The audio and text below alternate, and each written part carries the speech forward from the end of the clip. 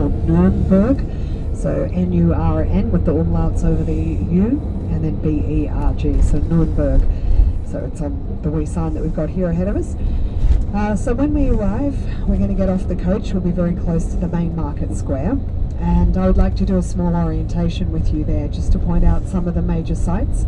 We'll need to use the Vox box for that, because obviously I cannot shout.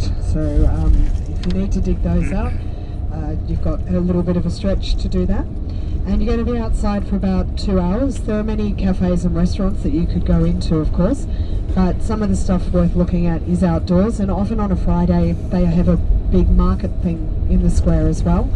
It's a good opportunity for you to try a very typical Nuremberg snack. Even if the market square is not in operation, there is another place where you can get this snack. It's to do with sausages. So in Nuremberg, the sausages that they're famous for are the very small ones. You might have seen them even at breakfast. They're kind of the length of a finger, basically. So what you would have as a very typical snack in Nuremberg would be something called Drei im Weckler. The Drei means number 3, and that's 3 sausages in the bread roll, which is the Weckler. So it would typically be served with mustard and maybe sauerkraut if you're feeling very adventurous. So it's a nice quick wee snack. But if you go into a sausage restaurant, you can sit down and you have like a plate of sausages, usually 6 or even 9 or 12 sausages, and it would be served with things like potato salad and horseradish. It's a very typical Nuremberg lunch, for example, so you might want to think about those. The other sort of thing to try food-wise in Nuremberg is definitely the gingerbread, but it's a little bit different to what you would probably know as gingerbread. In German it's called Lebkuchen, and it's actually more in the German style. It's a honey-sweetened dough.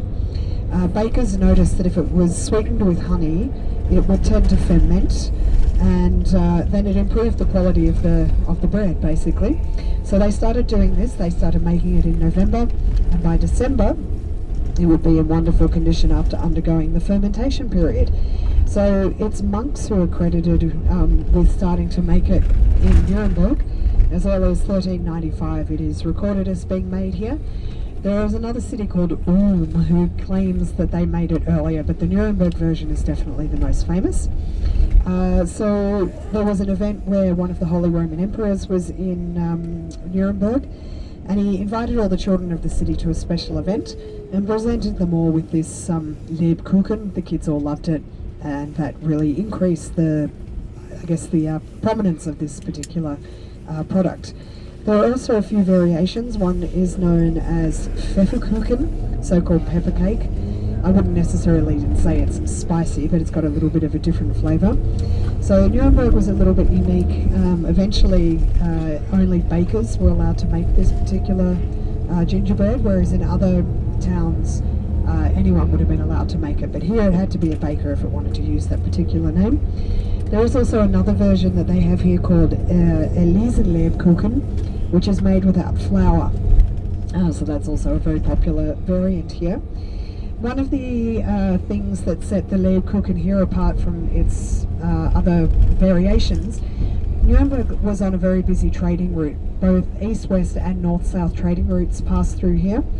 So they had access to all sorts of exotic spices. They might not sound so exotic today, but back in those days, to be able to add things such as aniseed, cardamom, cloves, ginger, allspice, and even things like almonds and walnuts to your recipes made the Lebkuchen here rather unique. So it is a very, very popular product from here, and there are 2 nice shops selling it on the market square. If the market is on, there'll be lots of stalls that are selling Lebkuchen as well. So plenty of opportunities if you would like to take that as a souvenir. So Nuremberg is a very important city actually in German history. It doesn't really get mentioned probably as a town until about the 11th century. There were certainly settlements here before that, but it's at that point that it started to rise to prominence on these trading routes. So from Italy to the north of Europe they would pass through here, and also if they were going from the east over towards the western parts of Europe, this was one of the very typical routes that they would pass along. So gradually some titles were bestowed on the town. The rulers of the town became sort of members of the nobility. But it's the year 1356 that was a big one for Nuremberg. The Holy Roman Emperor at that time, Charles IV, named Nuremberg as the city where the so-called imperial diet must be held. So that was the imperial parliament. So every time they would have to have this parliament held here, all the dignitaries of the Holy Roman Empire would come to Nuremberg.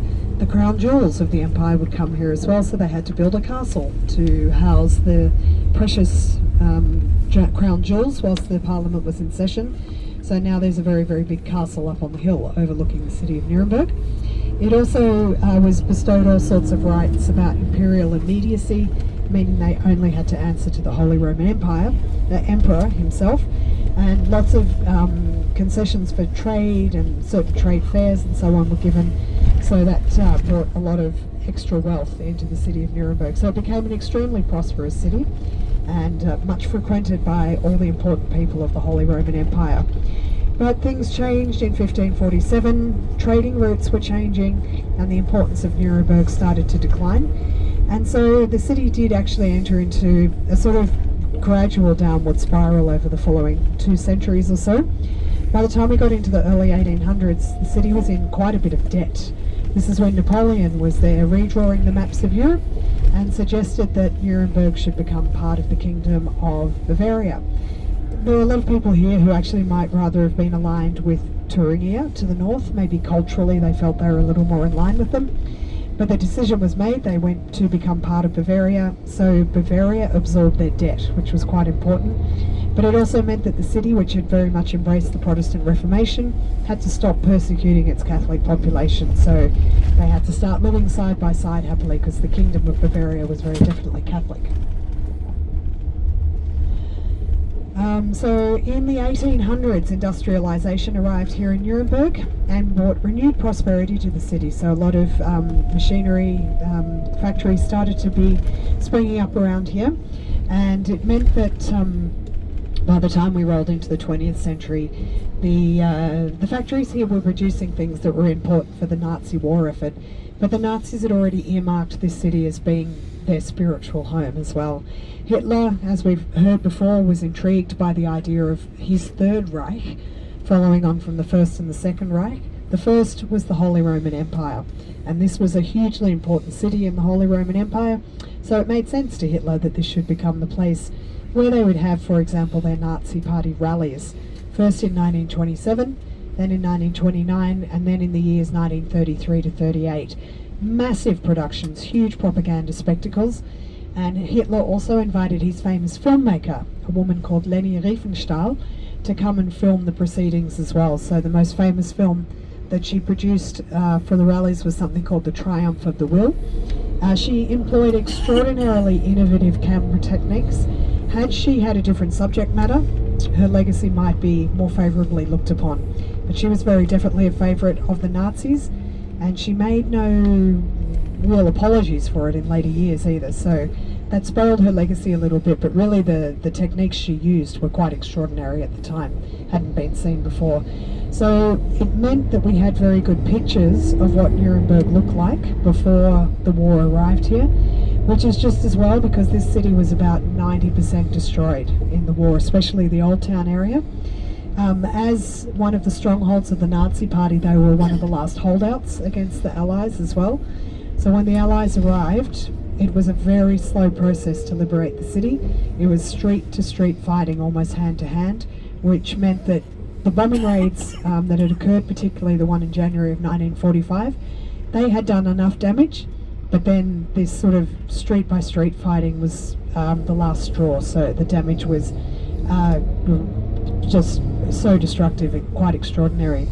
But they did set about rebuilding in the post-World War II era.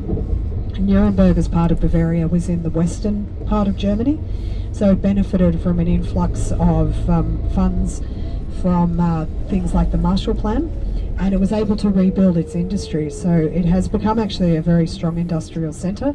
Big German companies like Siemens and MAN have big industrial bases around here, so machinery, motor vehicles, big trucks and so on get produced around here, but also some more high-tech machinery, and then things like stationery. So it's quite a varied sort of industrial base around here. The city is also culturally quite important. It is the capital of the region of Franconia. So Franconia is a region within Bavaria, and it has quite a distinct cultural identity. One of the things that sets it apart from the southern part of Bavaria is that although they definitely drink beer here, of course they drink beer, they are Germans after all, but here wine is important as well. And it's important to note that many people from here would probably consider themselves Franconian first, then Bavarian, then German. So it's quite a distinct cultural identity. So a little bit